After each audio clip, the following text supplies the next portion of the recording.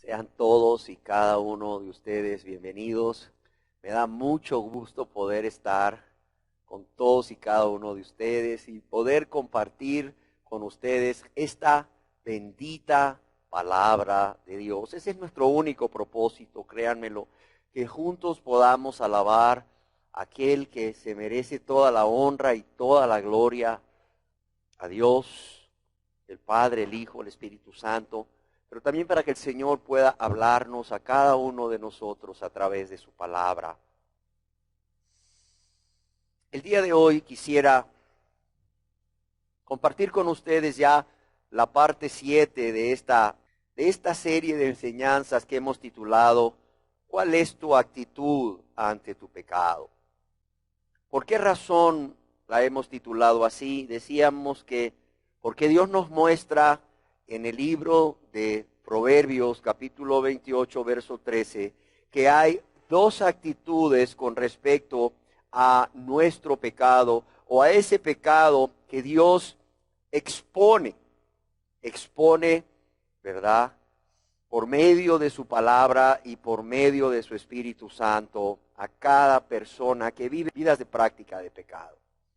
En Proverbios 28:13 leemos: el que encubre sus pecados no prosperará, mas el que los confiesa y se aparta alcanzará misericordia. Leámoslo de nuevo, esta es palabra de Dios, dice: el que encubre, si es que fuera posible, el que encubre sus pecados, ya sea pues tratando de negarlos, tratando de minimizarlos, o culpando a otros, el que encubre sus pecados, dice, no prosperará. Y decíamos que aquí el contexto no es prosperidad económica, sino es alcanzar misericordia. El que encubre sus pecados, podríamos decir, no alcanzará misericordia, mas el que los confiesa, pero también dice, y se aparta o literalmente los abandona, alcanzará misericordia.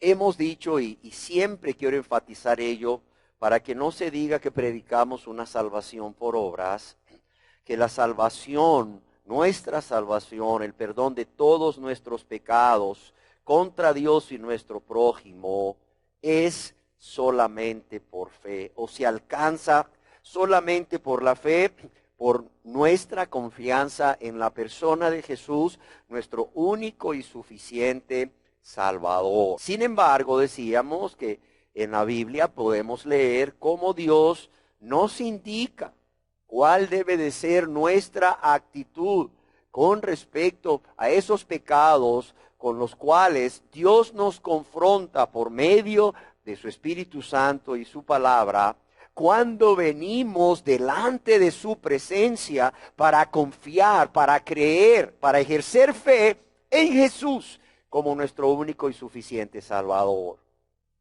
Y hemos dicho que Dios nos muestra a través de Proverbios 28:13 cómo hay dos actitudes, una incorrecta y una correcta. Dos actitudes ante el pecado que está siendo revelado por Dios. La primera, la incorrecta, es callar. Tratar de encubrir nuestro pecado negándolo o tratando de esconderlo o disimularlo, lo cual realmente es imposible. Y la otra actitud, la cual es la correcta, es confesar esos pecados a Dios o el pecado a Dios y apartarse de él o de ellos, o literalmente abandonarlos. ¿Para qué? Para alcanzar misericordia. Hemos ido compartiendo verdades, 3 verdades que, de las 4 verdades que están aquí en Proverbios 28:13. La primera verdad que compartíamos, para los que vienen por primera vez, ¿quién les quiere recordar?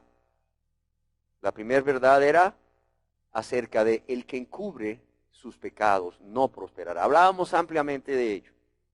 La segunda verdad es, más el que los confiesa, la necesidad de todo pecador de confesar sus pecados a Dios primeramente. Y también en esa enseñanza hablábamos a quién más confesar nuestros pecados en la medida que Dios nos lo muestre.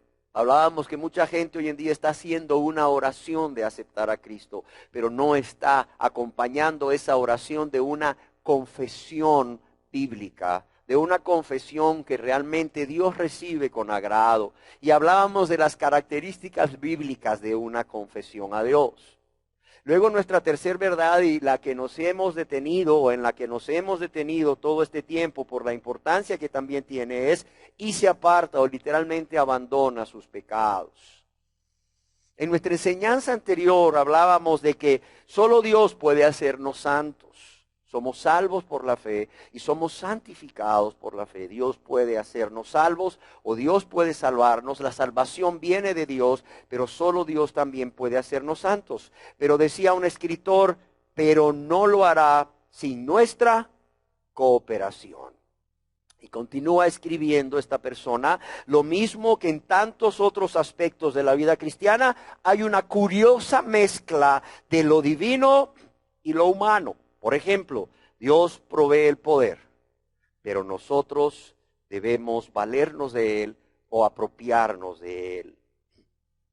Hemos estado meditando en nuestras enseñanzas anteriores al respecto, en que la victoria contra la tentación y el pecado y el mundo es posible, y no solo es posible, está asegurada porque Dios mismo se ha encargado de proveer los medios que todos y cada uno de nosotros necesitamos para que esa vida victoriosa sea una realidad en nuestras vidas.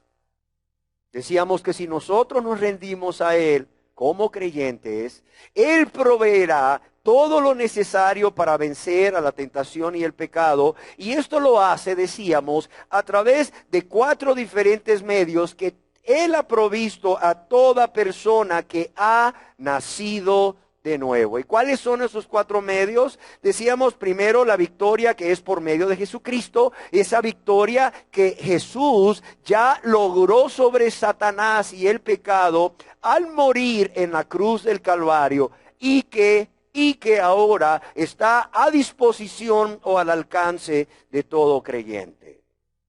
Otro medio es la intercesión de Jesucristo por todos los cristianos como nuestro sumo sacerdote. El tercer medio es la palabra de Dios, la Biblia, a nuestra disposición para hacer uso de ella. El cuarto medio es el poder del Espíritu Santo de Dios que viene a morar en toda persona que realmente ha nacido de nuevo, que es un verdadero cristiano.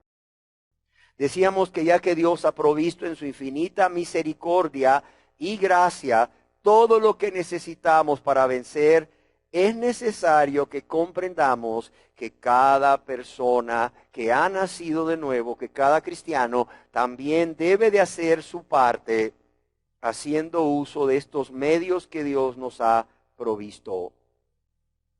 Leíamos cómo en el Evangelio según San Mateo el Señor Jesús instruye a sus discípulos acerca de qué es lo que ellos deben hacer para vencer la tentación y el pecado. ¿Y qué les dice? Les dice, velad y qué, y orad, para que no caigáis en tentación. O como otras versiones lo traducen, velen y oren para que no cedan a la tentación o no caigan ante la tentación.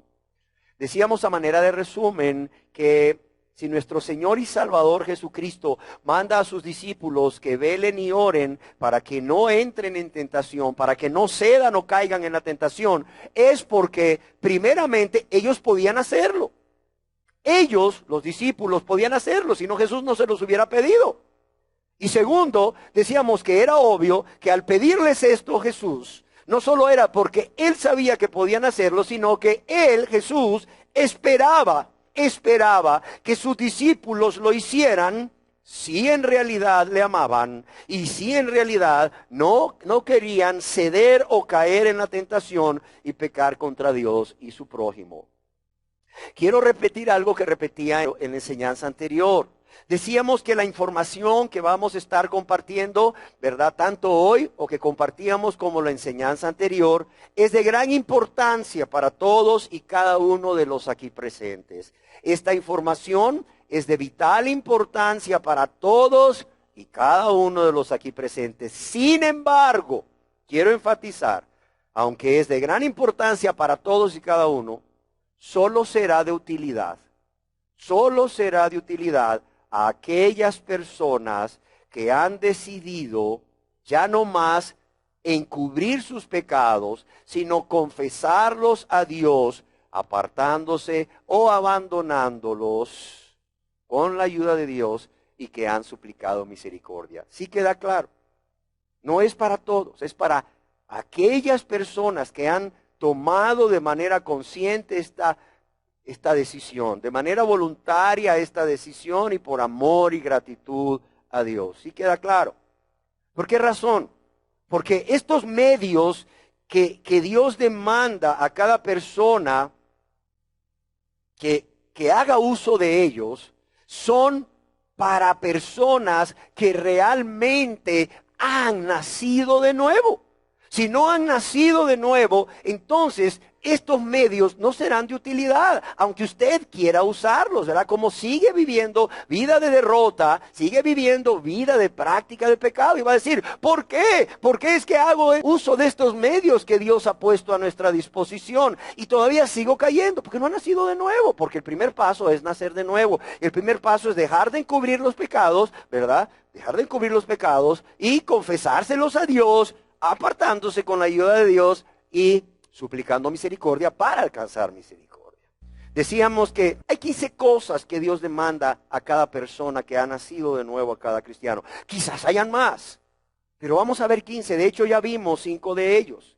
La primera era, en primer lugar, lo que Dios demanda a cada persona que ha nacido de nuevo es fe. Es fe. La persona ya ha sido salva por fe.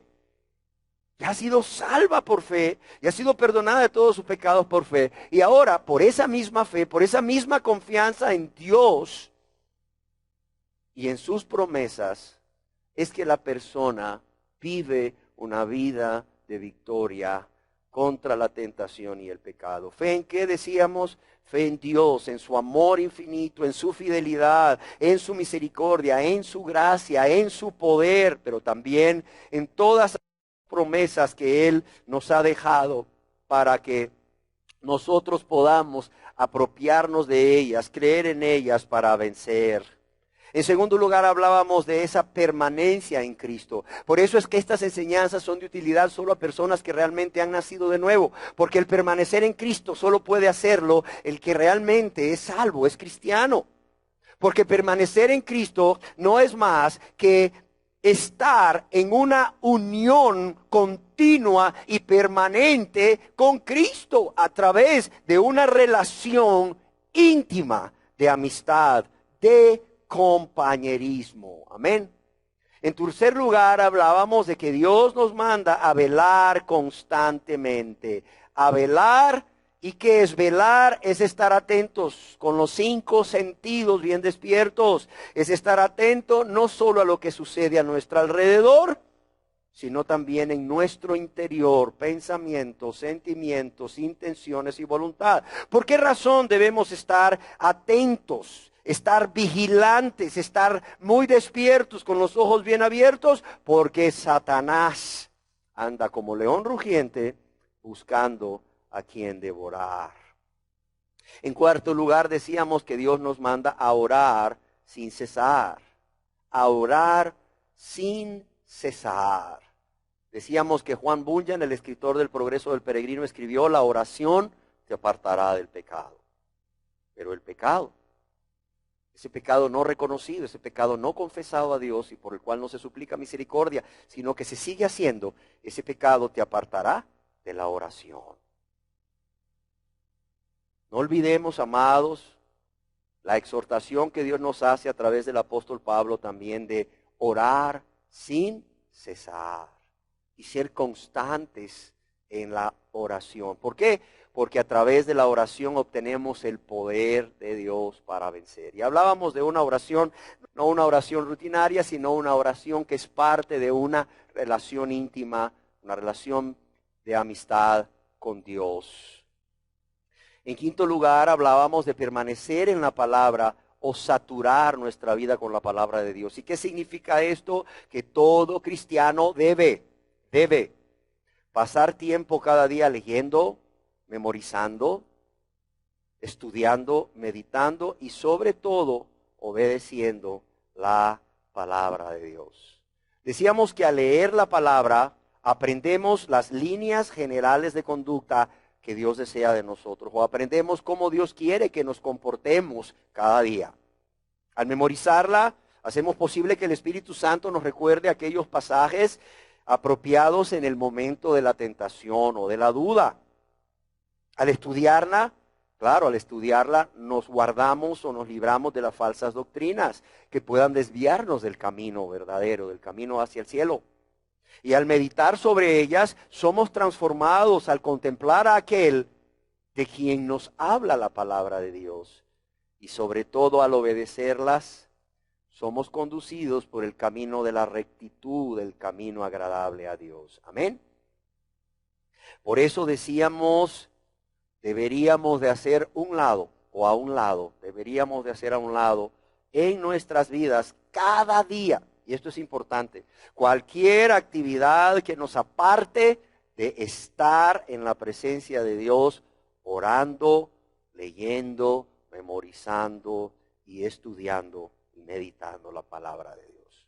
El día de hoy quiero partir de qué es la sexta cosa que Dios nos manda que debemos hacer para tener vidas victoriosas, para tener esa victoria cada día, ¿verdad? Victoria contra la tentación y victoria contra el pecado. Dios nos manda, amados y amadas, que debemos andar en el Espíritu. Dios nos manda, y esto créame, no es una sugerencia. Dios nos manda que debemos andar en el Espíritu. En su carta a los cristianos de Galacia, el apóstol Pablo en el capítulo 5, en el verso 16, les dice lo siguiente. Digo pues, que dice aquí, lean conmigo, andad en el Espíritu y no satisfagáis los deseos de la carne. Algunas versiones, como la de la Biblia de las Américas, que es correcta también, lo traduce, digo pues, andad en el Espíritu y no satisfaceréis los deseos de la carne. Eso es lo que el apóstol Pablo dice a los cristianos de Galacia. Pero ¿qué es lo que él dice acerca de él mismo a este respecto? En la epístola del apóstol San Pablo a los Romanos, capítulo 8, verso 4, podemos leer cómo él dice, para que la justicia de la ley se cumpliese ¿en quién? En nosotros. Yo quiero que usted lea conmigo lo que sigue a continuación. En nosotros dice, ¿y qué dice aquí? Que no andamos conforme a qué? A la carne, sino conforme al Espíritu. ¿Cómo andaba Pablo y sus colaboradores? ¿Cómo vivían? No vivían o no andaban conforme a la carne, sino conforme a quién? Al Espíritu. Romanos 8:4. Amados, hay algo que no debemos olvidar. Si una persona es realmente cristiana, esa persona tiene morando al Espíritu Santo en su interior.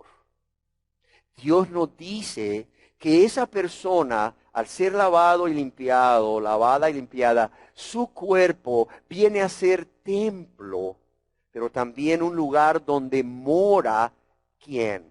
El Espíritu Santo de Dios. Ese Espíritu Santo de Dios que va a ser la fuente de poder continuo. Oiga bien, la fuente de poder continuo. La fuente de poder suficiente o necesario para vencer cualquier tentación. La tentación es muy fuerte, entonces el Espíritu Santo va a estar ahí para darle abundante poder o sobreabundante poder, más fuerte todavía de ese poder que la tentación.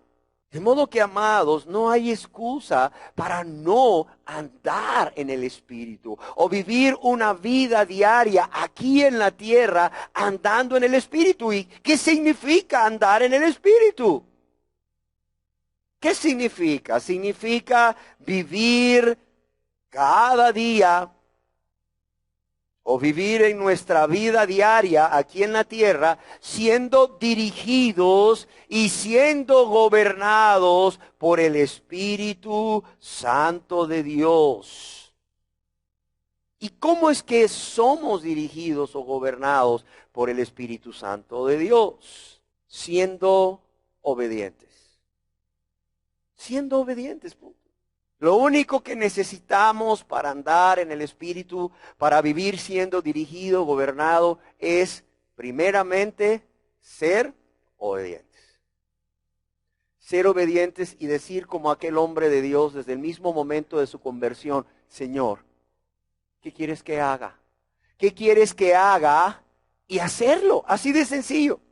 Cualquiera podría decir, ¿cuál es el secreto de la vida de Pablo? ¿Cuál fue el secreto de su vida victoriosa hasta el fin? Él nos lo dice, que no andamos conforme a la carne, sino que andamos conforme al Espíritu. ¿Y cómo lo hiciste, Pablo, para andar conforme al Espíritu todos los días de tu vida? Es fácil. Desde el primer día de mi conversión hasta hoy, solo una cosa hago: preguntarle a Dios qué quiere que yo haga. Señor, ¿qué quieres que yo haga? 1, y 2, hacerlo. Porque si le pregunto a Dios qué quiere que yo haga y no lo hago, entonces no ando en el Espíritu, ando en mi voluntad, ando en la carne.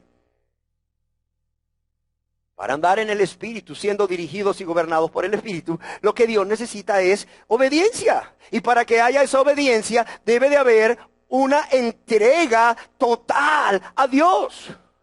Por eso es que estas enseñanzas son importantes para todos, decíamos, pero útiles para aquellos que realmente han tenido esa entrega total a Dios, para que Él les perdone primeramente, pero también para que Él les dirija y gobierne sus vidas. Si no ha habido a través de esa conversión, esa entrega total a Dios, no hay forma de hacer uso de este medio, o no hay forma de hacer esto que Dios nos manda, como es andar en el Espíritu. Porque la persona va a andar en la carne, satisfaciendo los deseos de la carne, y va a tener un yo muy exaltado, un yo que gobierne su vida. Y claro, esta persona, a razón de todo esto, va a terminar haciendo su voluntad. Es más, ni siquiera le va a consultar a Dios: Señor, ¿qué quieres que yo haga?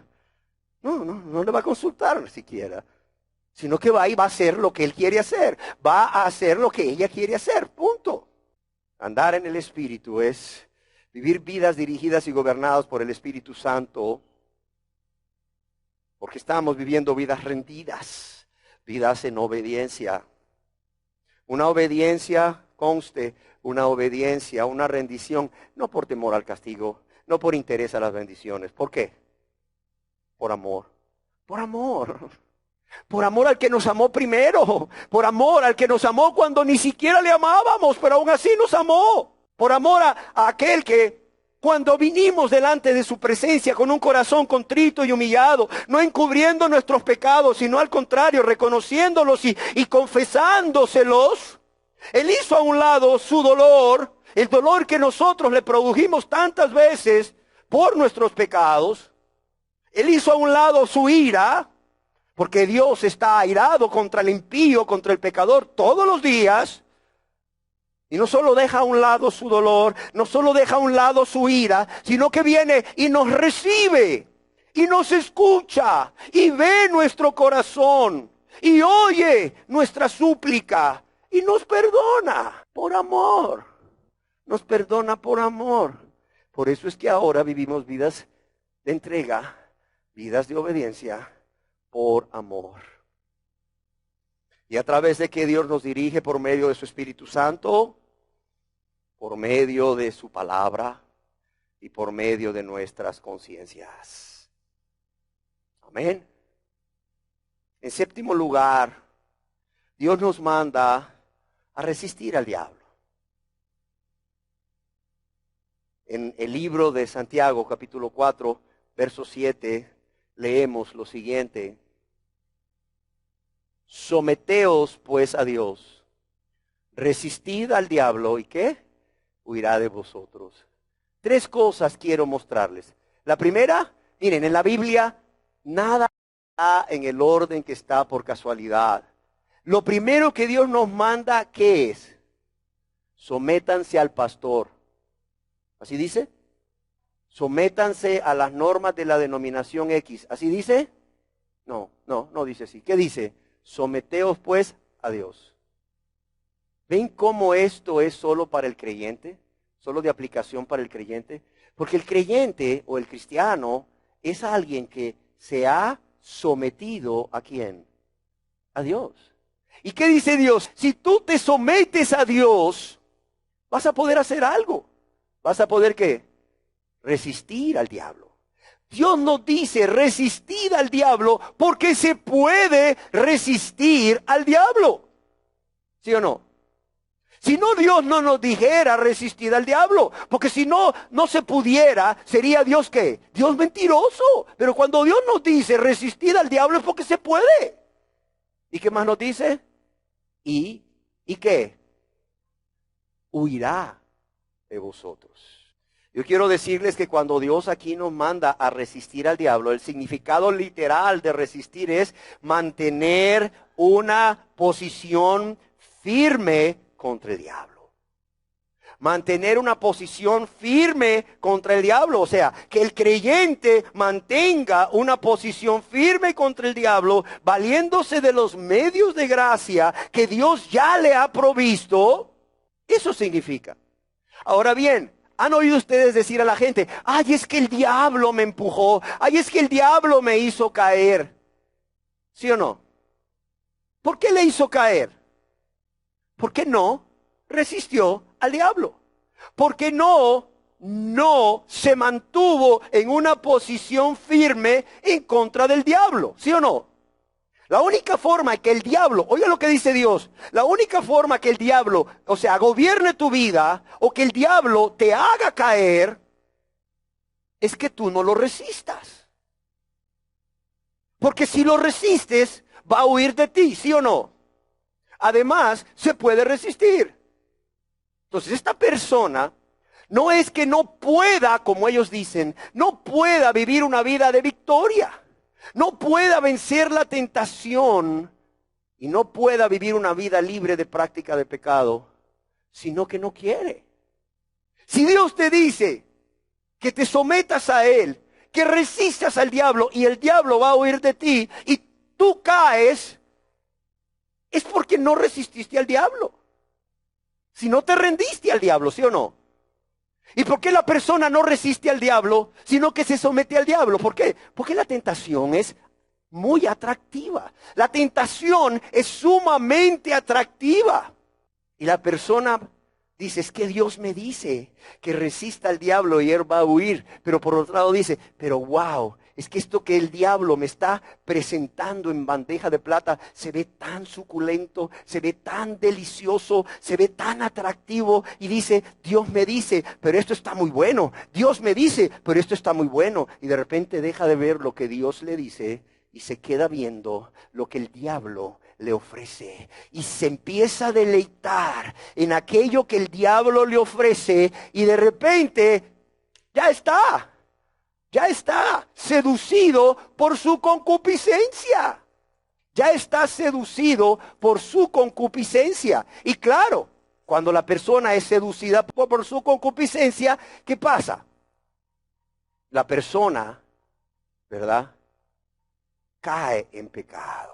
Lo voy a leer en la Biblia, en el libro, la Epístola Universal de Santiago, capítulo 1, verso 13 dice, cuando alguno es tentado, no diga que es tentado de parte de Dios, porque Dios no puede ser tentado por el mal, ni Él tienta a nadie, sino que cada uno es tentado cuando de su propia concupiscencia es atraído y seducido.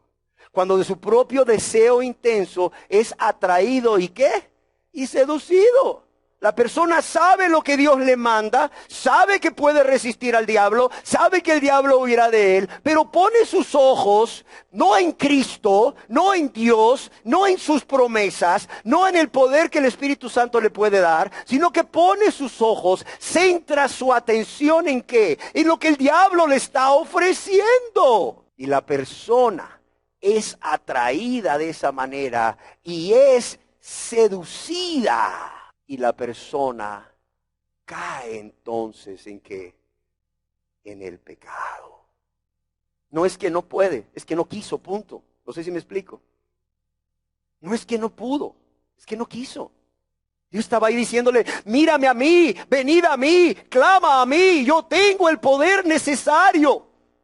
Yo tengo el poder que tú necesitas para vencer eso que el diablo te está ofreciendo, para rechazar eso que el diablo te está ofreciendo. Pero la persona dice, sí lo tienes, ¿verdad? Pero es que es tan bueno esto que el diablo me ofrece. Pero yo tengo el poder, es más, no solo tengo el poder, mírame a mí, el que te ha amado como nadie. Mira cómo me vas a lastimar, mira cómo me vas a ofender. Sí, ¿verdad? Ay, pero es que es tan bueno lo que el diablo me ofrece.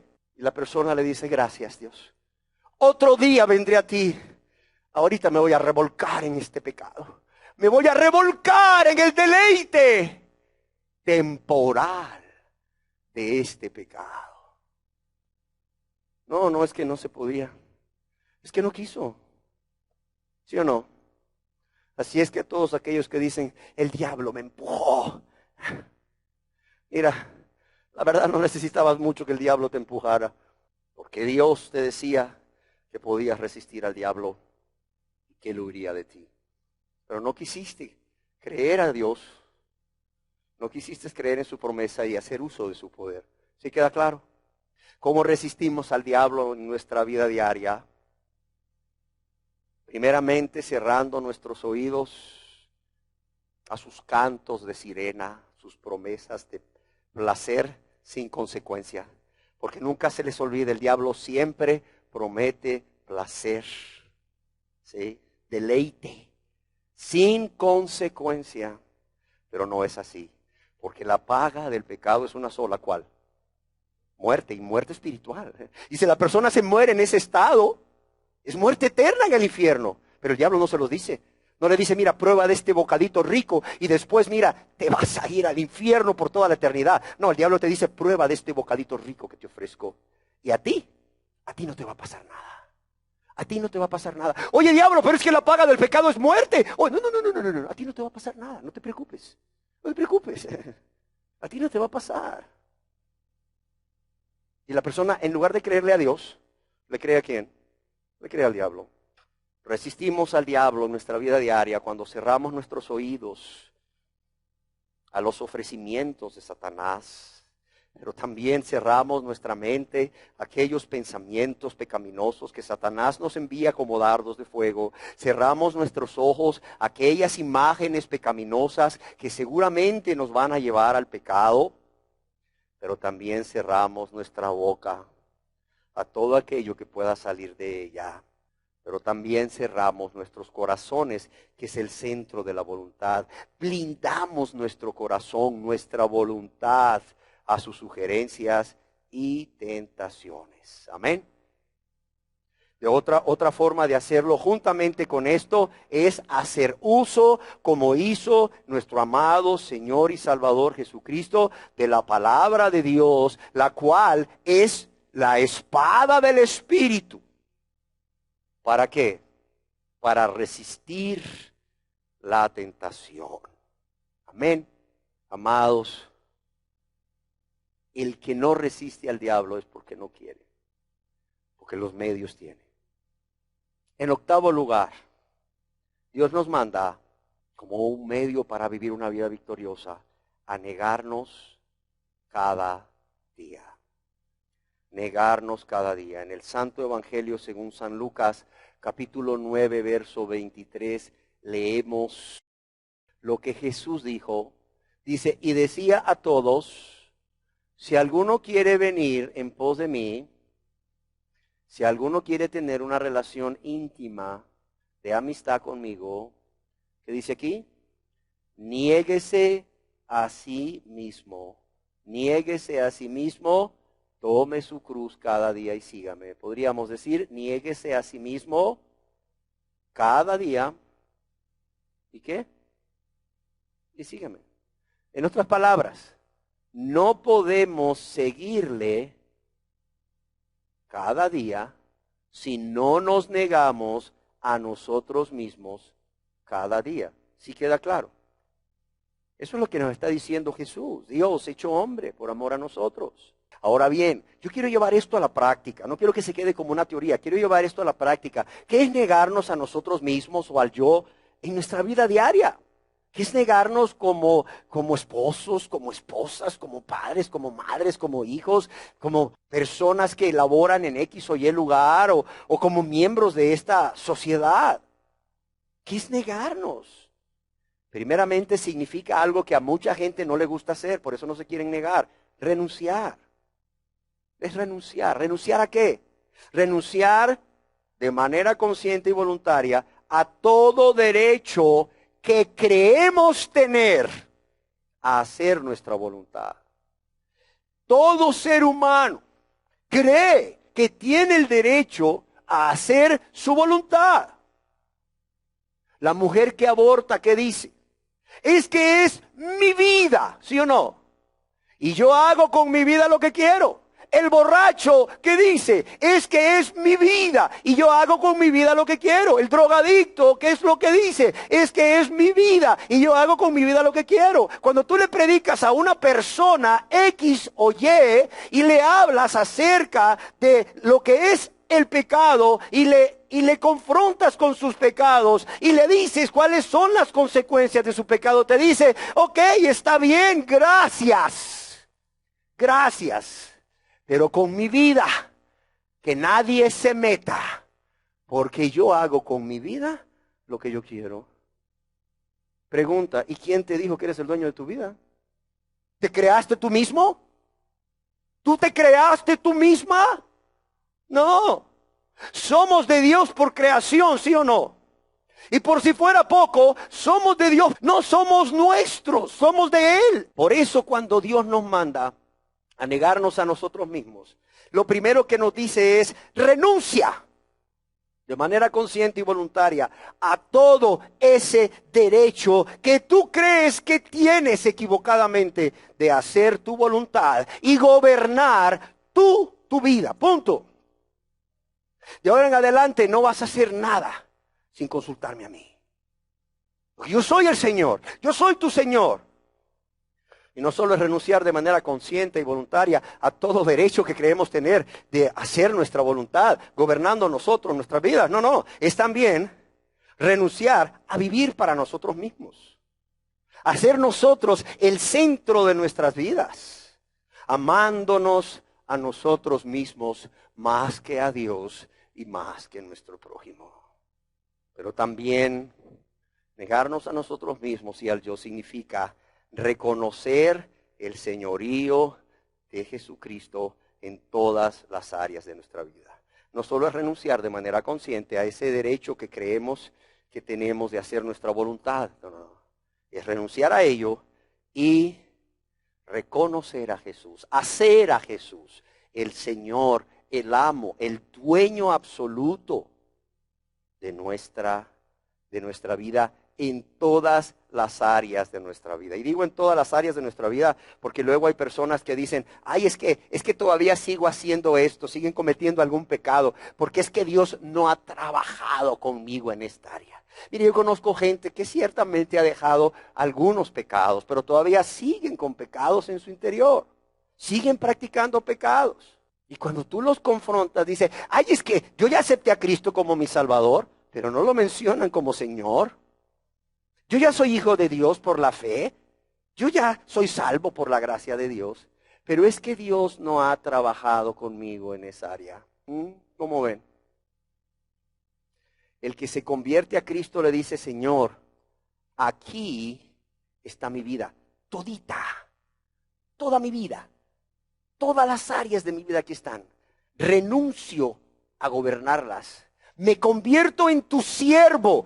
No solo renuncio a gobernarlas, sino que me convierto en tu siervo, de modo que ahora tú vas a ser el Señor de todas las áreas de mi vida. Vas a ser mi Señor como esposo, como esposa, como padre o como madre, como hijo, como ciudadano, como compañero de trabajo, como todo, en mis negocios, en todo vas a ser el Señor de mi vida. En todo vas a ser el Señor de mi vida. Se acabó. Negarnos a nosotros mismos, en resumen, es que cada día, a cada momento, debemos de buscar su voluntad. Señor, ¿qué quieres que yo haga en este momento? Señor, ¿qué quieres que yo diga en este momento? Señor. Pero también, no solo preguntarle, ¿qué quieres que yo haga o que yo diga? Señor, ¿cuál es tu voluntad al respecto de esto o de esta otra cosa? Sino aceptar su voluntad. Amén. Aceptar su voluntad. ¿Sabes por qué mucha gente no va a consultarle a Dios, Señor? ¿Cuál es tu voluntad al respecto? Porque saben lo que Dios les va a decir. ¿Por qué? Porque sus conciencias o porque Dios mismo de antemano a través de sus conciencias o de la palabra de Dios ya les está diciendo qué es lo que deben hacer antes de que vengan a preguntarle. Porque Dios es bueno, porque es el más interesado que tú tengas vida victoriosa. Pero la persona dice, no le voy a pedir a Dios en oración. ¿Por qué? Porque ya sé lo que me va a decir. Y lo que me va a decir no es lo que yo quiero hacer. ¿Sí o no? Y creen que no son culpables o son menos culpables cuando cometen ese pecado si no consultaron a Dios. Cuando ya Dios les había dicho, por medio de su conciencia y por medio de la Biblia, qué tenían que hacer. Además, cuando sabían que ya ellos o ellas no tenían ningún derecho de gobernar sus propias vidas, sino que venir a Dios a consultar, Señor, cuál es tu voluntad, para aceptar su voluntad con agrado, y para hacer su voluntad. Como un escritor decía, debemos pasarle el control a Él. Debemos pasarle no solo nuestra vida, sino el derecho a gobernar nuestra vida. Es el único que realmente lo tiene. Y el control de toda nuestra vida a Él. El control de nuestro matrimonio a Él. El control de nuestra familia a Él. El control de nuestro trabajo a Él. El control de nuestros negocios a Él. El control de cualquier situación que se presente a Él. Amén.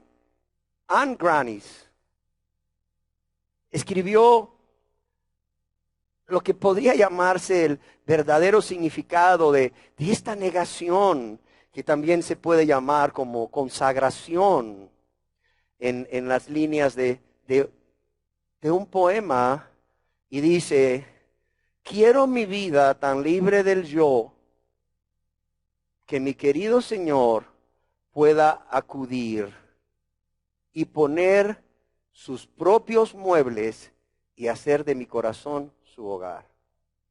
Quiero mi vida tan libre del yo que mi querido Señor, mira cómo llama a Jesús, mi querido Señor, no Salvador, aunque era su Salvador obviamente, que mi querido Señor pueda acudir y poner sus propios muebles y hacer de mi corazón su casa. ¿Por qué dice de mi corazón?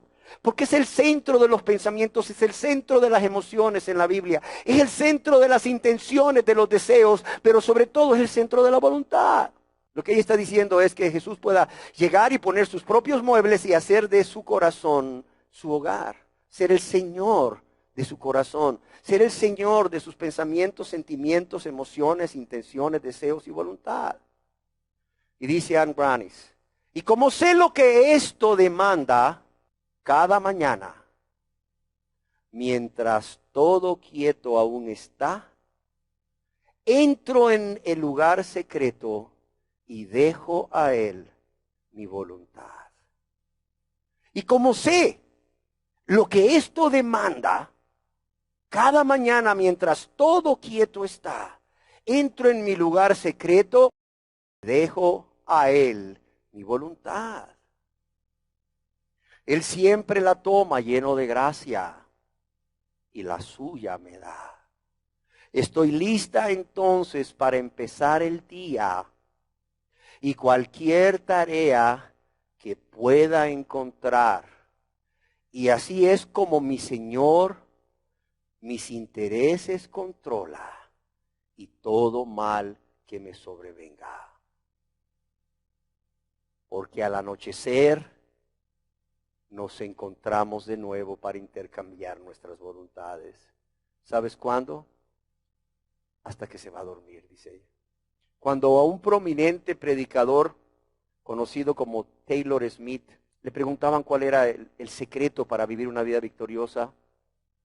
Él comentó que él se levantaba por la mañana, se arrodillaba junto a su cama y antes de orar a Dios, antes de hacer cualquier cosa, antes de adorarle, antes de darle gracias, antes de orar a Dios, suplicar a Dios, él le decía a Dios estas sencillas palabras: Señor, mi cama, tu altar, y yo, tu sacrificio vivo. Señor, mi cama, tu altar, y yo, mi sacrificio vivo. Y de esta forma, Taylor Smith se ponía diariamente a disposición completa del Señor. Yo no sé si ustedes han oído hablar de George Mueller.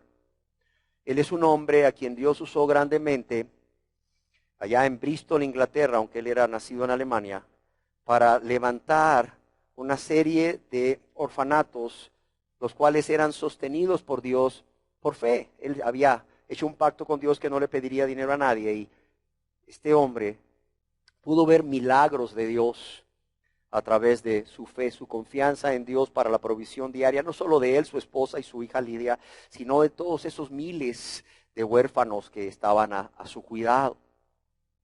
Y cuando Arthur Pearson le preguntó a George Mueller, ¿cuál es el secreto de la gran obra?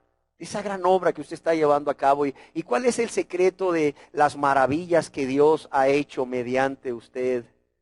El señor Mueller miró unos momentos, dice, hacia el cielo, y después de meditar, él dijo: hace muchos años, llegó un día de mi vida en que George Mueller murió. Hace muchos años, llegó un día en mi vida en que George Mueller murió. De joven, yo tenía muchas ambiciones, pero llegó el día en que morí a todas esas cosas. Y dije a Dios: de ahora en adelante, Señor Jesús, de ahora en adelante, Señor Jesús, no mi voluntad, sino la tuya. Y desde aquel día, respondió George Mueller, Dios comenzó a obrar en y por medio de mí. Es sencillo, ¿verdad? Claro que es sencillo. Dios no pide cosas difíciles. No las pide. Amados y amadas, Dios nos manda a negarnos cada día. En noveno lugar, Dios nos manda no solo a que nos neguemos, sino a que, además de negarnos, debemos de presentar nuestros miembros para servir a la justicia. No solo negarnos, sino ofrecernos. Fíjese bien, por un lado me niego, por otro lado me ofrezco. A todo aquello que sé que no agrada a mi Dios, me niego a todo aquello que sé que ofende a mi Dios, que lastima a mi Dios. ¿Para qué? Para venir y presentarme a Él. Ofrecerme a Él literalmente. Presentar nuestros miembros para servir a la justicia, a lo que es correcto y recto conforme a Dios. En la epístola del apóstol San Pablo a los Romanos, capítulo 6, verso 19, leemos al respecto lo siguiente. Hablo pues como humano, dice el apóstol Pablo, por vuestra humana debilidad. El apóstol Pablo sabe que somos frágiles, que somos débiles. Pero ¿qué dice el apóstol Pablo? Hablo como humano por vuestra humana debilidad, que así como para iniquidad, para maldad, presentasteis vuestros miembros para servir a la inmundicia, a lo que es sucio, pecaminoso, y a la iniquidad, ¿qué dice? Así ahora dice, para santificación, presentad vuestros miembros para servir a la justicia. Aquí vemos una cosa vemos no solamente lo que Dios nos manda, sino quiero aprovechar para que baje un poco, por favor, para que veamos cómo cuando una persona se convierte a Dios, hay un antes muy marcado, pero hay un ahora, hay un después muy marcado. Dice el apóstol Pablo, sí dice el apóstol Pablo, yo soy un ser humano y hablo como humano, ¿verdad? No crean que ya me siento yo el super espiritual, el ángel, el querubín, no. Y dice el apóstol Pablo, hablo como un ser humano a ustedes que son seres humanos y que reconozco que como seres humanos tienen debilidades. Y a ustedes, ¿verdad? Les digo que así como para iniquidad presentasteis vuestros miembros para servir a la inmundicia y a la iniquidad, o sea, esto que sea parte de vuestro pasado, y que ahora, en esta nueva vida en Cristo, ahora que habéis sido lavados y limpiados por Cristo, para santificación, presentéis ¿qué? Presentad vuestros miembros para servir a la justicia. ¿Hay un antes y un después en tu vida? Si no lo hay, estás engañado, estás perdido. Es que soy débil, hermano, la carne es débil. Sí, te diría Pablo si estuviera aquí. Yo sé que la carne es débil, pero velad y orad para que no entréis en tentación, primeramente. Permanece en Cristo, niégate a ti mismo. Y por cierto, reconozco como humano tu humana debilidad y te digo que no hay excusa, no hay justificación. Así como antes, estando sin Cristo, vivisteis para esto, vivisteis para la inmundicia y la iniquidad, ahora no hay excusa. Ahora presenta tus miembros para servir a la justicia. ¿Sí queda claro? ¿Por qué Él nos manda a que presentemos nuestros miembros para servir a la justicia? Para que nuestras vidas sean vidas realmente apartadas del mal, apartadas de la iniquidad, apartadas de la práctica del pecado, pero también al servicio de Dios. Y es que, amados, cuando nosotros presentamos nuestras vidas a Dios, nuestros cuerpos a Dios, para que Él nos utilice para hacer cosas buenas, para servir a la justicia, para hacer lo que es recto, correcto, agradable a Dios, Dios nos va a usar a su servicio. Yo conozco gente que me dice, pastor, mire, pastor, yo quiero servir. Ah, ¿usted quiere servir? Sí, perfecto. Siéntese. ¿Usted ya es cristiano? No, sí, sí, pastor, por la gracia de Dios. Ay, ¿cómo se hizo cristiano? No, por la fe que es en Cristo Jesús, hermano. Gloria a Dios, hermano, aleluya. Hace 15 años nací allá en la iglesia fulana de tal, ¿verdad? Torre Fuerte es el Señor, ¿verdad? Ah, ya. ¿Y qué con respecto a su vida de pecado? No, pues hermano, usted entiende que todos pecamos, hermano, no hay justo ni a un uno. 7 veces cae el justo, hermano, y vuelve a levantarse. Ah, ya, o sea que usted sigue todavía en sus enojos, en sus pleitos, en sus celos, en sus envidias, en sus enemistades, en sus lujurias, en su fornicación, en sus adulterios. Ay, hermano, es que vamos a ser santo como Cristo es santo. Pero allá en el cielo, hermano, aquí en la tierra, usted sabe, no hay justo ni a un uno, hermano. No hay justo ni a un uno, hermano. Ah, ya, está bien. Está bien. ¿Sabes cuándo va a servir esa persona? ¿Cuándo creen ustedes que va a servir? No los oigo. Nunca, claro, nunca, hasta que se convierta a Dios. Hasta que se convierta a Dios. Y una vez convertido a Dios, por amor a Dios, venga a Dios y le diga, Señor, como te entregué mi vida para que tú la salvaras, para que tú la lavaras y la limpiaras de todos mis pecados, como te entregué mi vida para que la gobernaras, ahora vengo despojado de mí mismo, despojado de mis intereses, despojado de mi voluntad, a entregarte esa vida que tú lavaste y que tú limpiaste por medio de la sangre preciosa de Cristo derramada en la cruz del Calvario. Te la vengo a entregar para que tú la uses conforme a tu voluntad. Amén. Pues ¿qué cree? Que es limpiando los baños. ¿Cómo? Sí, esa es la necesidad que hay. ¿Quiere servir a Dios? Pues le va a tocar limpiando los baños. Ay, hermano, pues yo no me refería a eso precisamente. Entonces, ¿qué quería? ¿La prominencia? ¿El aplauso?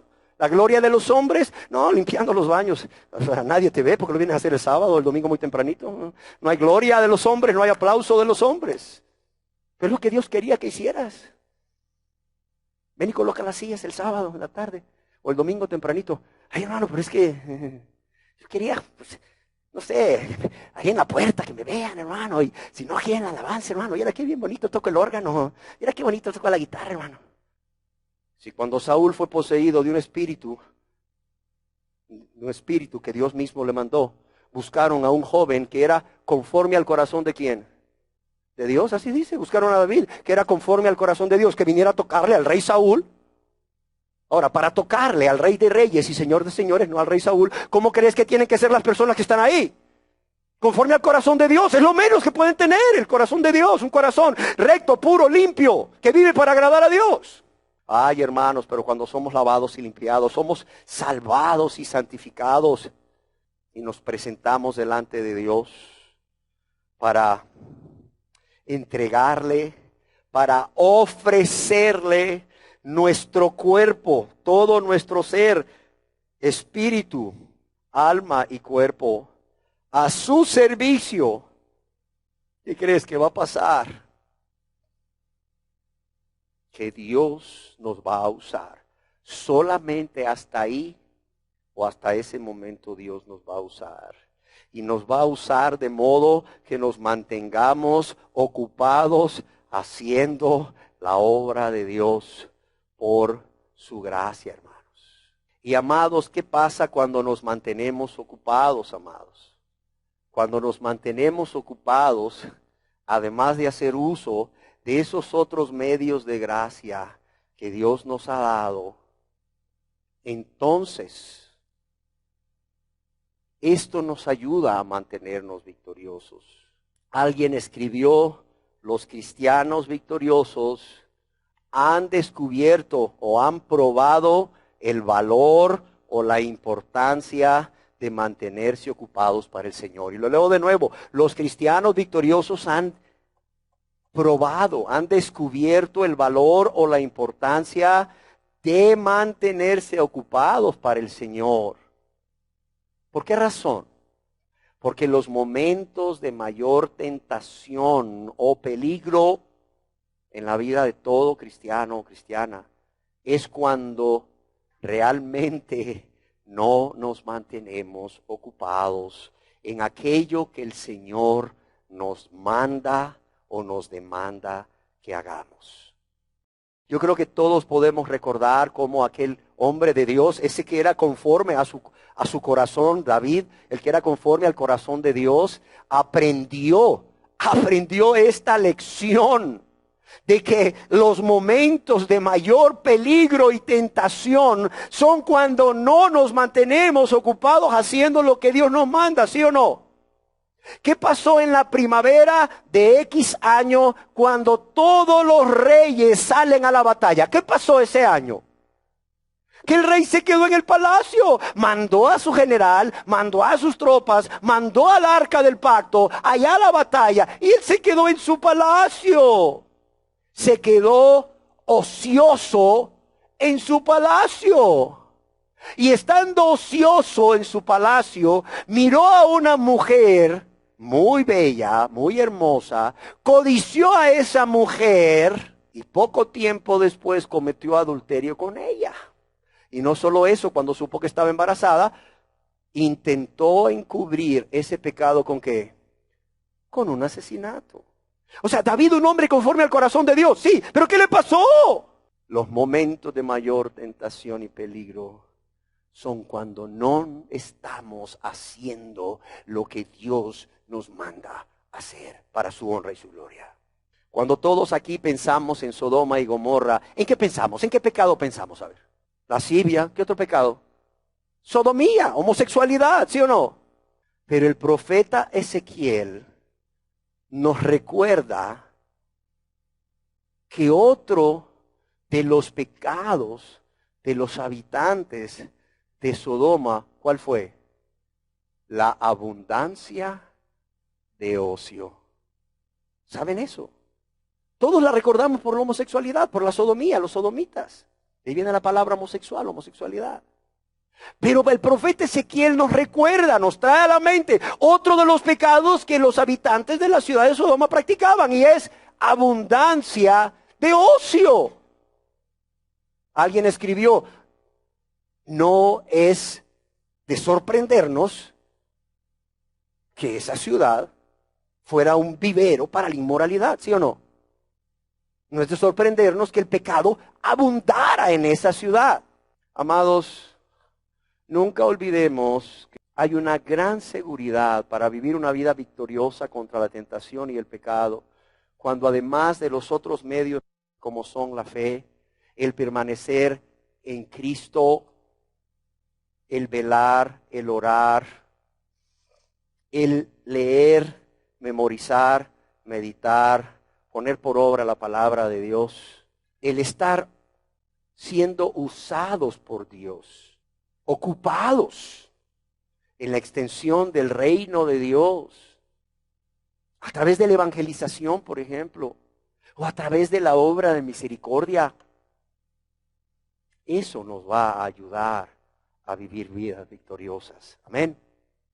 En 10º lugar, yo quiero decirles que Dios nos manda a considerarnos muertos al pecado y vivos para Dios. Dios nos manda a negarnos, pero también nos manda a ofrecernos a Dios.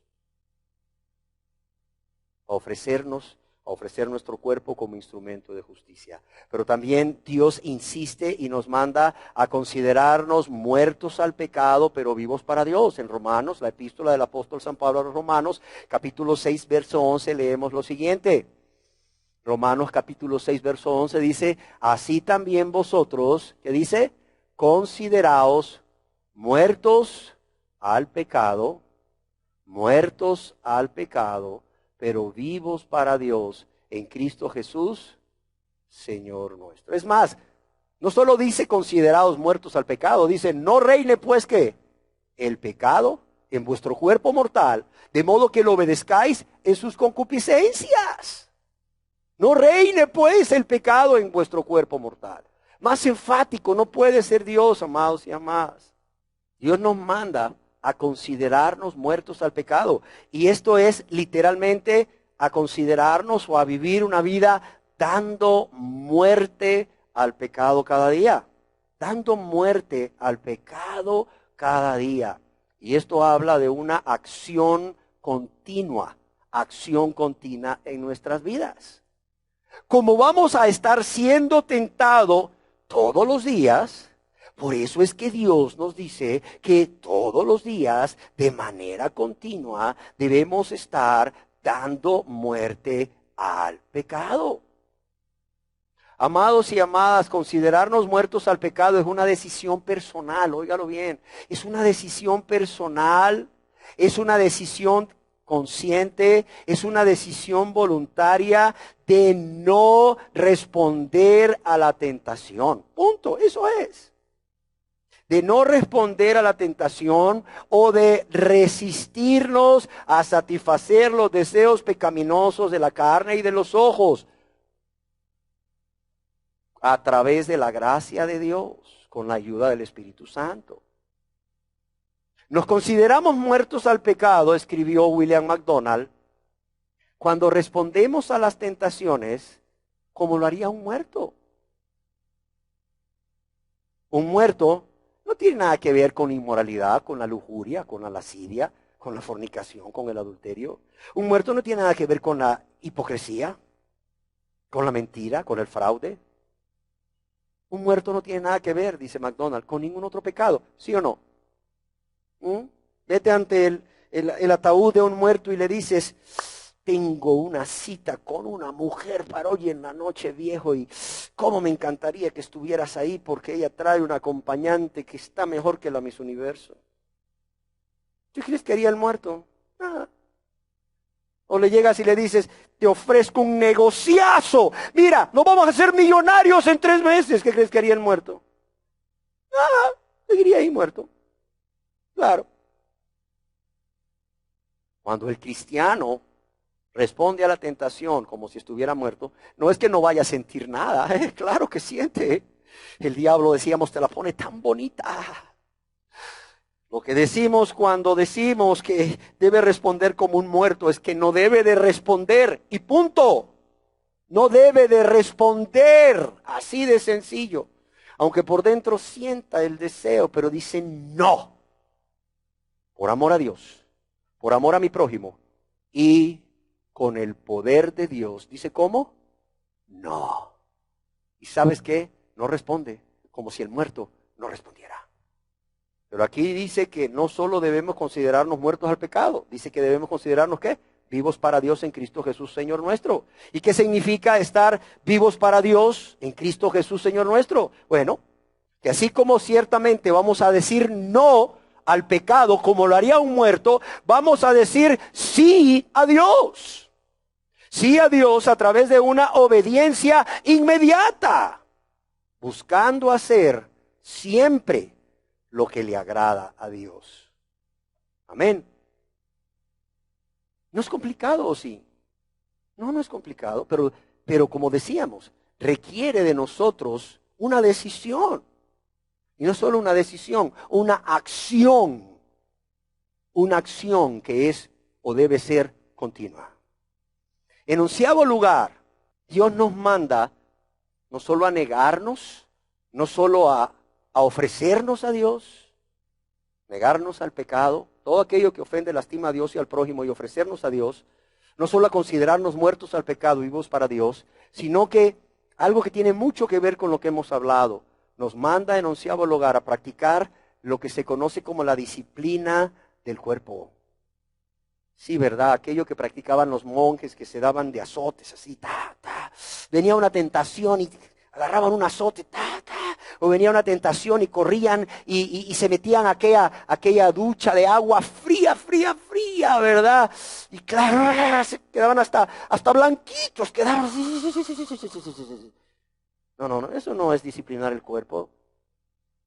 En 1 Corintios capítulo 9, verso 27, el apóstol Pablo nos dice al respecto, dice, sino que golpeo a mi cuerpo, ¿y qué dice aquí? ¿Y lo pongo en qué? En servidumbre. Azotar el cuerpo, meterte bajo una ducha de agua fría, sería golpear tu cuerpo. Pero la mayoría de las veces los que hacían eso no ponían su cuerpo como siervos de su voluntad, o más bien como siervos de la voluntad de Dios. ¿Sí me explico? Es fácil irte de rodillas 2 kilómetros, pero no poner tu cuerpo o disponerte tú mismo o tú misma a que sea Dios quien gobierne tu vida y tus actos en lugar de tú. Pablo decía, golpeo mi cuerpo, ¿y qué hago? Lo pongo en servidumbre, mi cuerpo no me gobierna a mí, mis deseos, mis pasiones no me gobiernan a mí, sino que yo, con la ayuda de Dios, soy el que gobierno mis deseos y gobierno mis pasiones, haciendo la voluntad de Dios. ¿Sí se entiende? Algunas Biblias lo han traducido, disciplino mi cuerpo como lo haría un atleta y lo entreno para que haga lo que debe hacer. Es lo que dice Pablo. Disciplino mi cuerpo como lo hace un atleta para entrenarlo para que haga lo que debe de hacer. Y es que yo quiero que quede claro que el apóstol Pablo no está hablando de mortificar su cuerpo físicamente como se ha hecho durante mucho tiempo, sino que a que él ejercía un dominio propio tal. Él ejercía un dominio propio con la ayuda de Dios, con el poder del Espíritu, en todo, en todas las áreas de su vida. Sí, aspectos como sexo, sí lo hacía. Aspectos como la comida, sí lo hacía. Aspectos como el sueño, sí lo hacía. Era un hombre muy organizado, era muy estricto con sus horarios. Muy organizado, muy disciplinado, esa podría ser la palabra, muy organizado y muy disciplinado. Y un hombre lleno del fruto del Espíritu que es dominio propio. Amados, yo quiero decirles que para muchos cristianos que quieren realmente vivir vidas agradables a Dios, libres de la práctica del pecado, el practicar la disciplina del cuerpo va a implicar decir no muchas veces al día. Va a implicar decir no cientos de veces a la semana, miles de veces al mes probablemente. ¿Sí o no? ¿No a qué? No a la sabiduría humana, no a los deseos de los ojos, no a los deseos de la carne, no a la vanagloria de la vida y no al yo que quiere volver a tomar el control de la vida. Amén. Ella Wheeler Wilcox escribió: la disciplina del cuerpo significa disciplinar el tiempo que se pasa durmiendo. Un reloj despertador puede ser para muchos un artículo muy espiritual. Significa controlar la ingestión de alimentos y bebidas, recordando que la abundancia de pan fue, por cierto, otro de los pecados de Sodoma. Significa hacer ejercicio físico, que aunque el apóstol Pablo admite que para poco aprovecha, sin embargo, aprovecha. ¿Sí me entienden? Disciplinar el cuerpo, como diría esta persona, Ella Wheeler Wilcox, significa, en resumen, cuando la tentación llame a la puerta, manda a Jesús a abrir. ¿Cómo ven? Aprendámonoslo. Cuando la tentación llame a la puerta, manda a Jesús a abrir la puerta. Amén. Manda a Jesús a abrir la puerta.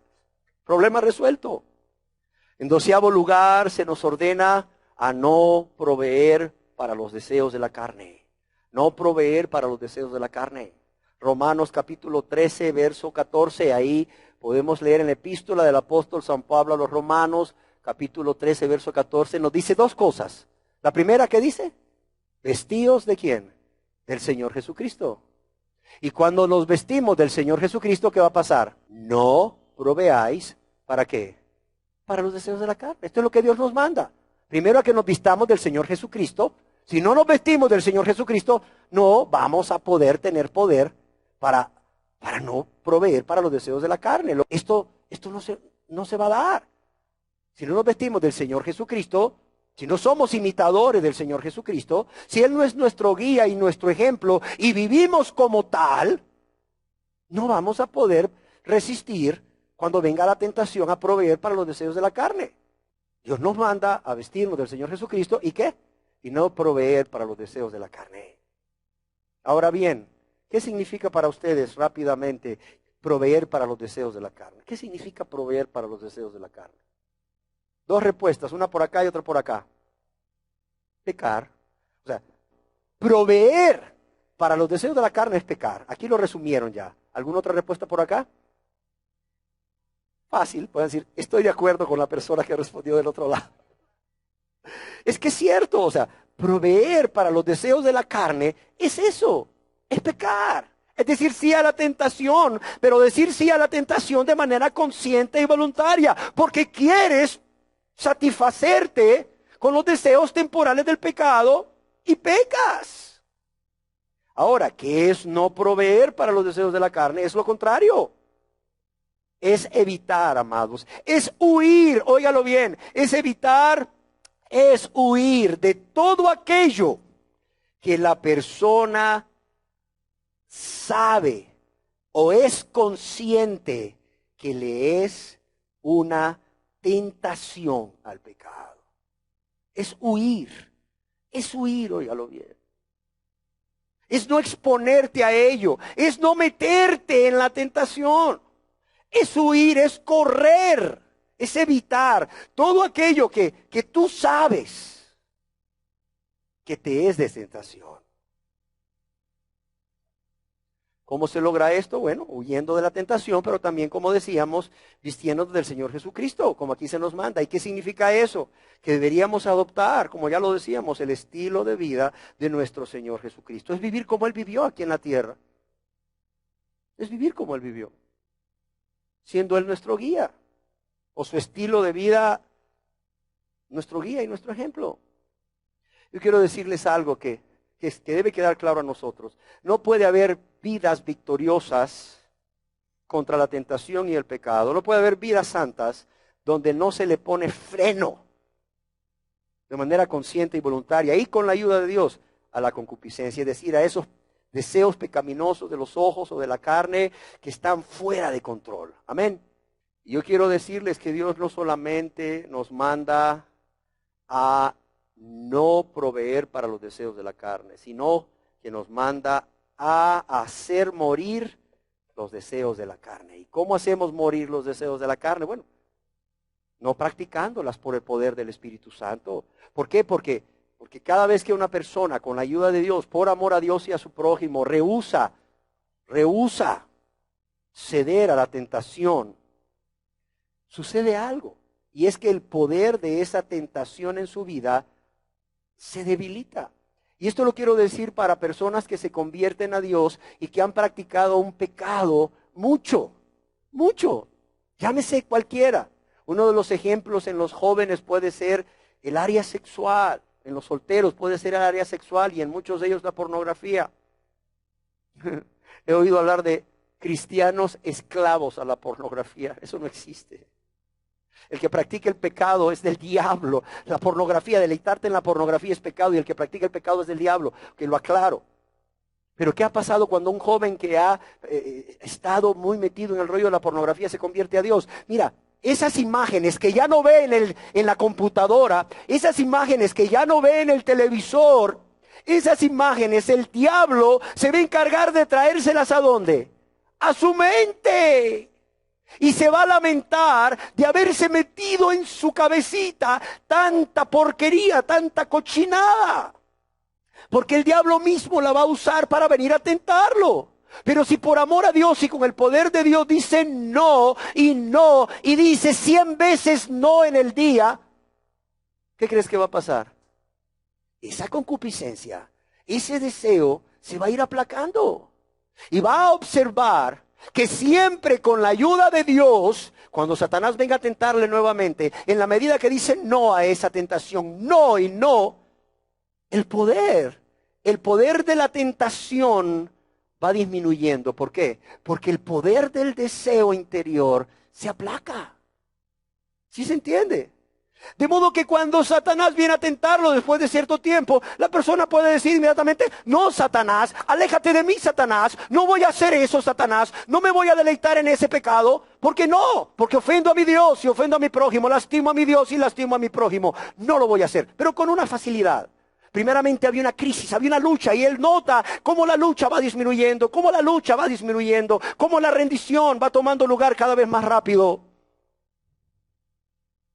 ¿Por qué? Porque la tentación va perdiendo fuerza, porque el deseo interior se va aplacando. ¿Por qué? Porque la persona ya no practica esa obra de la carne con el poder del Espíritu Santo. Amén.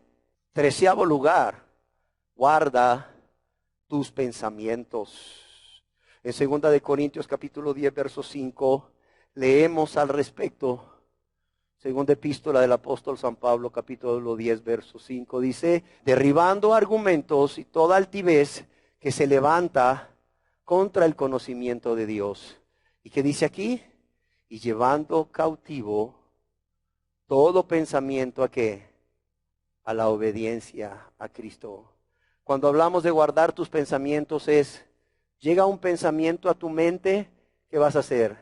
¿Le vas a dar vueltas? ¿Te vas a poner a pensar y a meditar en ello? ¿O inmediatamente vas a pensar, ¿qué pensaría Jesús si Él estuviera en mi lugar? Jesús pensaría otra cosa, ok. Entonces pienso eso que Jesús pensaría. O Jesús diría un no rotundo a ese pensamiento. Entonces hago lo que Cristo haría. Esto es, llevando cautivo todo pensamiento a la obediencia de Dios. Jesús, ¿qué harías? Eso, ok. Inmediatamente voy a obedecer.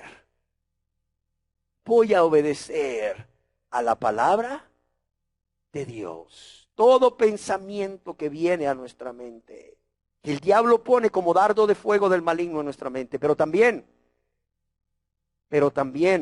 todas las cosas que las personas a nuestro alrededor nos dicen, especialmente aquellas personas que no son cristianas, pero también toda enseñanza de los hombres debe de juzgarse a la luz de lo que nuestro Señor y Salvador Jesucristo nos ha dejado en su palabra, primeramente, o haría en nuestro lugar. Amén. Yo quiero decirles ya para ir terminando que tan importante como disciplinar nuestro cuerpo es controlar los pensamientos. Y si Dios nos manda que llevemos cautivos nuestros pensamientos a la obediencia de Cristo, ¿es porque se puede, sí o no? Claro. La realidad es que podemos controlar los pensamientos, sean buenos o sean malos. ¿Y por qué razón debemos de guardar nuestros pensamientos? Porque la mente, como escribió alguien, es el manantial del que fluyen nuestras acciones. La mente es el manantial del que fluyen nuestras acciones. Y así podríamos decir que el pecado entonces comienza aquí, y luego baja al corazón, y luego se lleva a la práctica. Si se abriga durante un tiempo suficiente, ese pensamiento nos va a conducir al acto. Y el acto, si se persiste en él, conduce a la muerte. Ciertamente nos volvemos como lo que pensamos. ¿Por qué? Porque como se nos dice en Proverbios 23:7, como el hombre piensa en su corazón, así es él. Por eso, amados y amadas, es importante que tengamos mucho cuidado desde el momento de nuestra conversión hacia adelante, hasta la venida de nuestro Señor Jesucristo o hasta nuestra muerte, lo que suceda primero. Es importante que tengamos mucho cuidado con todo aquello que está entrando a nuestra mente por nuestros ojos, por nuestros oídos, y que pueda estimular nuestros deseos pecaminosos de la carne y también nuestros deseos pecaminosos de los ojos. Amén. 14º lugar, Dios nos manda a evitar todo aquello que nos lleve a conformarnos a este mundo. Óigalo bien. 14º lugar, Dios nos manda a evitar todo aquello que nos lleve a conformarnos a este mundo. Entiéndanme, hay dos reinos. El reino de Satanás, el mundo, el reino de las tinieblas, sistema diabólico conocido como mundano o el mundo. No me refiero al planeta Tierra en que vivimos, no. Nos referimos a ese sistema espiritual diabólico, ¿verdad?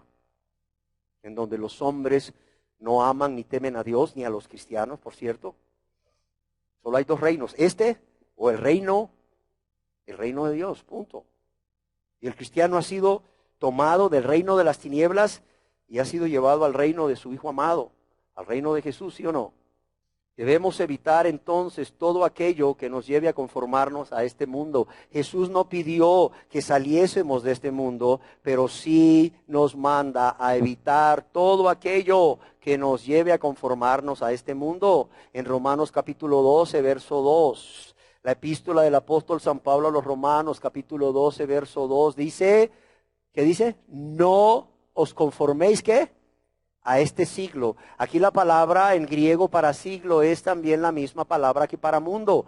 No os conforméis a este siglo, a este mundo, sino transformaos por medio de la renovación de vuestro entendimiento para que comprobéis cuál sea la buena voluntad de Dios agradable y perfecta. Pero ¿qué nos dice primeramente? Un mandamiento, dice, no os conforméis a este siglo, no os conforméis a este mundo. Alguien lo tradujo de esta manera, no dejéis que el mundo os comprima dentro de su propio molde. No dejéis que el mundo os comprima dentro de su propio molde. De modo que, amados, aunque a muchos no les gusta esto, pero realmente esto solo viene a demostrar que nunca han sido convertidos. Cuando nos convertimos a Jesucristo como nuestro Señor y Salvador, estamos obligados, óigalo bien, estamos obligados a hacer una separación, a apartarnos de todas aquellas cosas o personas que nos quieren llevar a pensar, a hablar y a actuar, aún a vestirnos como las personas que ni aman ni temen a Dios. Y aquí cuando hablamos a vestirnos, ya no solo quiero referirme a mujeres. Hablaba esta semana con una persona que me decía, pastor, ¿sabe usted que existen los metrosexuales? Le digo, no sabía. Sí, me dice, son aquellos hombres que guardan su figura tanto como las mujeres. Siempre andan peinaditos con gel, siempre andan bien arregladitos, bien, o sea, siempre andan con aquellas camisitas bien nítidas, bien pegaditas, aquellos pantaloncitos, aquello. Que por cierto me decía, un amigo mío dice que los metrosexuales están a una cuadra de ser homosexuales. Le digo, pues, tal parece. ¿Sí me entienden? Cuando nos convertimos a Jesucristo como nuestro Señor y Salvador, estamos obligados por amor. Estamos obligados por amor a apartarnos de todas aquellas cosas y aún personas que nos quieren llevar a pensar, a hablar, a actuar y aún vestirnos como las personas de este mundo que ni aman ni temen a Dios. Amén. Y en último lugar, seguro es que hay muchas más, pero en último lugar, ya 15º lugar, escoge huir antes de caer. ¿Quién se acuerda allá en el libro de Génesis de José, cuando la mujer de Putifar lo traía cerquita? Acuéstate conmigo, mira, no hay nadie, vení, acuéstate conmigo. Y ya se le ponía así, mira de lo que te estás perdiendo, acuéstate conmigo, ven. Y José, fiel a Dios y a su amo, decía, no. Hasta que un día la mujer, mira, le dio a todo el mundo ahí en donde vivía feriado, de modo que solo él y ella se quedaran en la casa. Y le dijo, ok, José, ven, ahora sí, esta vez no te me escapas. Y viene y José dijo, no, esta mujer y el diablo hoy sí van en serio. Entonces, ¿qué decidió José? ¿Pecar o huir? Huir, salió corriendo. Es más, no le importó salir ahí afuera en ropas, en paños menores. Si no es que desnudo quizás. Porque cuando salió corriendo aquella mujer en su desesperación, se agarró de su túnica, de lo que le cubría su cuerpo. Y claro, él iba corriendo tan rápido que esta mujer se quedó con la túnica en las manos y que salió casi desnudo a la calle. Pero prefirió huir que pecar. ¿Sí o no? Hay ocasiones en que el camino del valor es huir. Y cuando hablo de huir es poner una sana distancia entre tú y la tentación. Una sana distancia entre tú y todo aquello que te va a hacer de tentación. Amén. José perdió su manto, escribió alguien, pero ganó una corona. Demostró que quien lucha y huye, vive para luchar otro día. Amén. Es más, amados, en la Biblia se nos manda de manera específica a que huyamos de la fornicación. Para los que les gusta anotar, 1 Corintios 6:18. Se nos manda a que huyamos de la idolatría, 1 Corintios 10:14. Y se nos manda a que huyamos de la codicia, 1 Timoteo 6:11. Y que huyamos, para los jóvenes y los no tan jóvenes que se sienten chavos, de las pasiones o los deseos juveniles, 2 Timoteo capítulo 2 verso 22. Amados, no debemos jugar con el pecado, sino que debemos tratar esa tentación y ese pecado como Dios hecho hombre, Jesús, trató con el pecado de manera radical. Amén. Y termino diciendo lo que alguien escribió. Dice, alguien ha sugerido que cuando huimos de la tentación, no deberíamos dejarle nuestra nueva dirección. Amén. Cuando huimos de la tentación, no deberíamos dejarle nuestra nueva dirección. Cerremos nuestros ojos. Hemos concluido así finalmente esta tercera verdad de que si una persona se aparta de sus pecados o los abandona y los confiesa a Dios, alcanzará misericordia. Amados y amadas, hemos visto ampliamente, basándonos en la Biblia, la palabra de Dios, cómo la victoria a toda persona que realmente ha nacido de nuevo, toda victoria contra la tentación y el pecado está garantizada, está asegurada. Y termino con esta invitación. Si nuestro amado Señor y Salvador Jesucristo murió por nosotros, para que tengamos vida y vida en abundancia, entonces muramos a la tentación, muramos al pecado y al mundo para vivir para Él. Si nuestro Señor murió para que tengamos vida, muramos nosotros también a la tentación, al pecado y al mundo para vivir para Él. Amén. Te damos gracias, Dios, por esta serie de instrucciones que nos has dado, por esta verdad o estas verdades, Señor, que tú te has encargado de compartir con nosotros para que realmente podamos llegar hasta ti y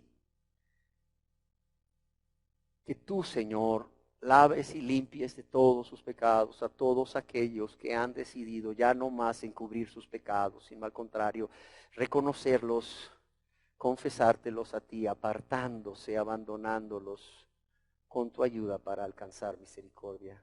Señor, que esto sea una realidad en aquellos que han tomado esta decisión y también en aquellos que están por tomar esta decisión.